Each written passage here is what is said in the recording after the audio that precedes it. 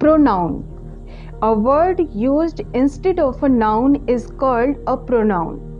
यानी जिस शब्द का प्रयोग नाउन के जगह पे किया जाता है उसे प्रोनाउन कहते हैं। जैसे I, we, you, he, she, it, they etcetera. Sentence देखते हैं। Geeta is a good girl. Geeta works hard.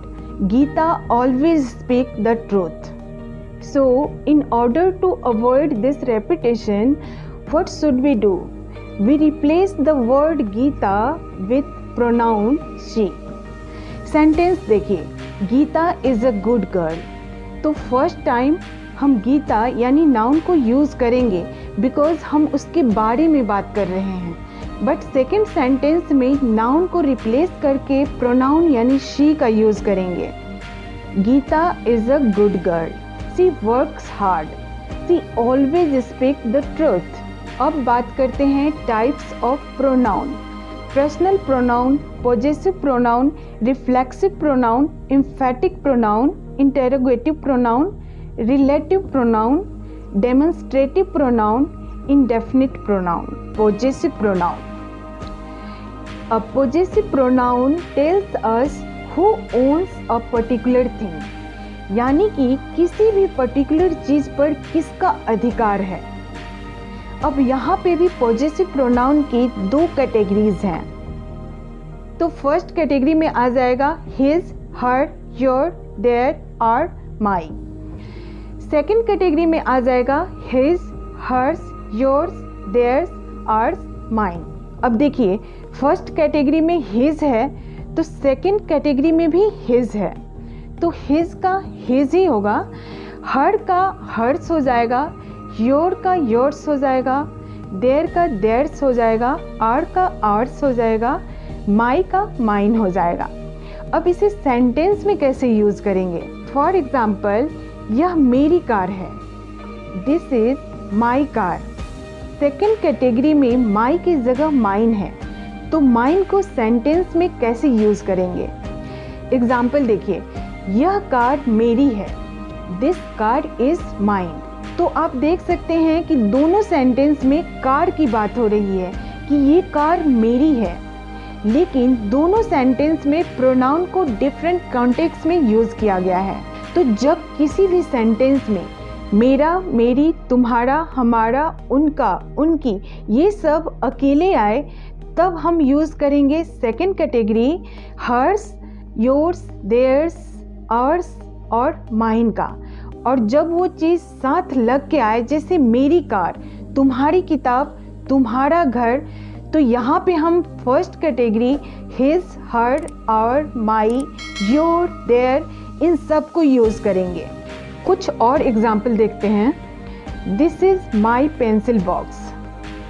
यह मेरी पेंसिल बॉक्स है। तो यहाँ पे मैं यूज़ कर रही हूँ फर्स्ट कैटेगरी के प्रोनाउन माई का।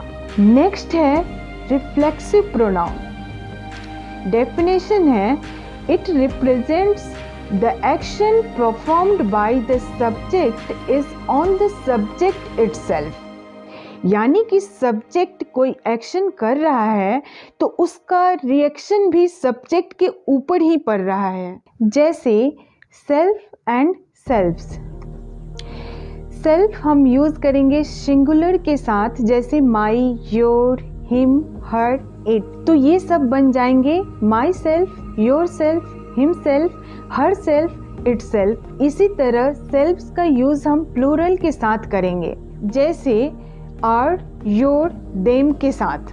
तो ये सब बन जाएंगे our self, yourself, them self. अब सेंटेंस के साथ समझते हैं। She hit herself. उस लड़की ने अपने आप को चोट लगा ली।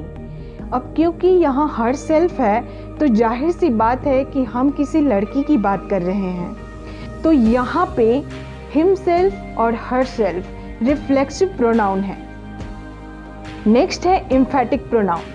And emphatic pronoun is that which is used to add emphasis to the subject on the sentence. यानी कि ऐसे प्रोनाउन जो किसी सेंटेंस में सब्जेक्ट पर ही विशेष जोर डालते हैं तो उनको एम्फेटिक प्रोनाउन कहते हैं।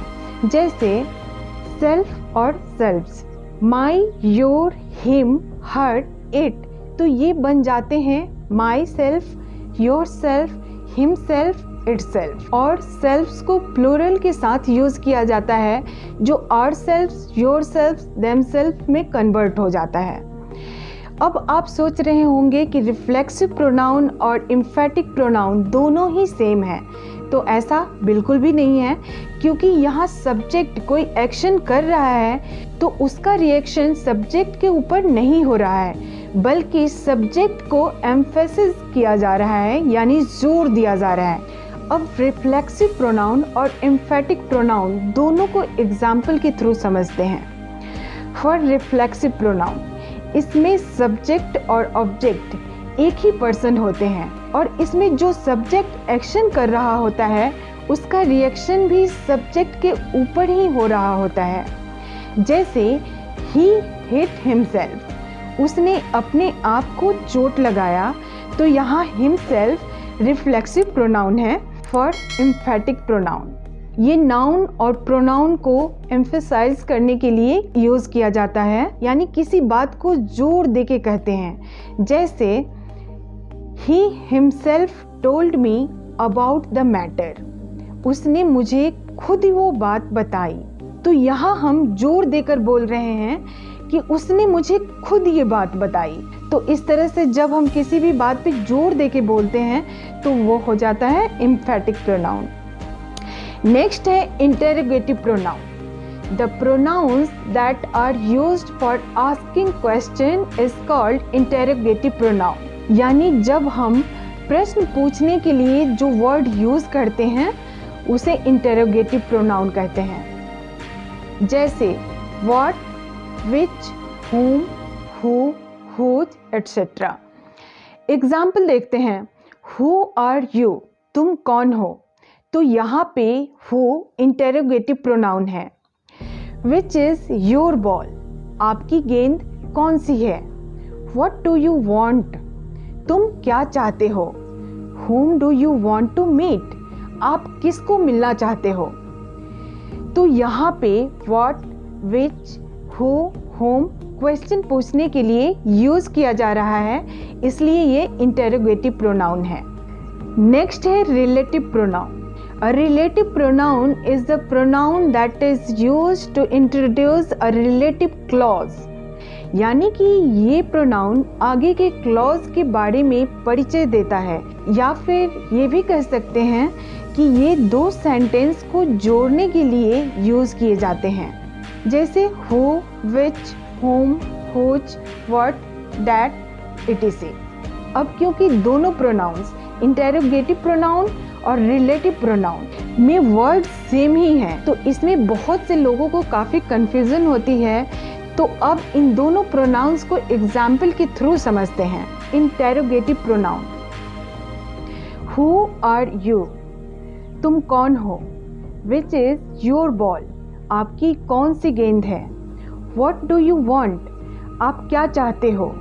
whom do you want to meet, आप किससे मिलना चाहते हो? तो यहाँ पे what, which, who, whom का यूज क्वेश्चन पूछने के लिए किया जा रहा है। फॉर रिलेटिव प्रोनाउन, अब रिलेटिव प्रोनाउन में सारे वही वर्ड्स हैं। जैसे एग्जाम्पल देखते हैं, he who stands first in the class will be given a prize। तो इस सेंटेंस में who दूसरे क्लॉज को जोड़ रहा है, इसलिए who रिलेटिव प्रोनाउन है। सेकेंड सेंटेंस है, the girl whose book was stolen is my sister। तो यहाँ पे who दूसरे क्लॉज को जोड़ रहा है, इसलिए रिलेटिव प्रोनाउन है। तो relative pronoun who, which, whom, whose, what, that clause यानी दो सेंटेंस को जोड़ने के लिए यूज किया जाता है। तो ये थे इंटेरोगेटिव प्रोनाउन और रिलेटिव प्रोनाउन में डिफरेंस। दोनों प्रोनाउंस इंटेरोगेटिव प्रोनाउन और रिलेटिव प्रोनाउन में वर्ड सेम ही है, बट यूजेस अलग हैं। इंटेरोगेटिव प्रोनाउन क्वेश्चन पूछने के लिए यूज किया जाता है और रिलेटिव प्रोनाउन दो सेंटेंस को जोड़ने के लिए यूज किया जाता है। नेक्स्ट है demonstrative pronoun. Demonstrative pronoun points out a noun. जो प्रोनाउन ऑब्जेक्ट के बारे में सीधे तौर पर बताते हैं वो डेमोन्स्ट्रेटिव प्रोनाउन है। जैसे दिस, दैट, दोज, देज, तो ये सारे डेमोन्स्ट्रेटिव प्रोनाउन हैं। एग्जाम्पल देखते हैं। दिस इज माई पेन, यह मेरा पेन है। तो इस सेंटेंस में दिस एक प्रोनाउन है जो पेन को डिस्क्राइब कर रहा है कि यह मेरी पेन है। तो जब भी दिस, दैट, दीज, दोज का यूज सब्जेक्ट में यूज हो रहा है तो वो डेमोन्स्ट्रेटिव प्रोनाउन है। नेक्स्ट है indefinite pronoun, a pronoun that does not refer to any person, amount और थिंग इन पर्टिकुलर।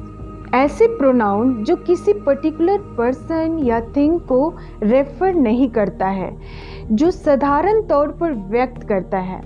जैसे all, anyone, anybody, everybody, everything, anything, something, everyone, both, someone, somebody. Sentence देखते हैं। डू यू लाइक एनीबॉडी, क्या आप किसी को पसंद करते हो? तो इस सेंटेंस में एनीबॉडी को यूज़ किया गया है। यहाँ किसी पर्टिकुलर पर्सन को रेफर नहीं किया जा रहा है, कोई भी हो सकता है। आई होप आपको ये कॉन्सेप्ट क्लियर हुआ होगा। तो वीडियो को लाइक और सब्सक्राइब करना मत भूलिएगा। मिलते हैं नेक्स्ट वीडियो में। Till then keep learning.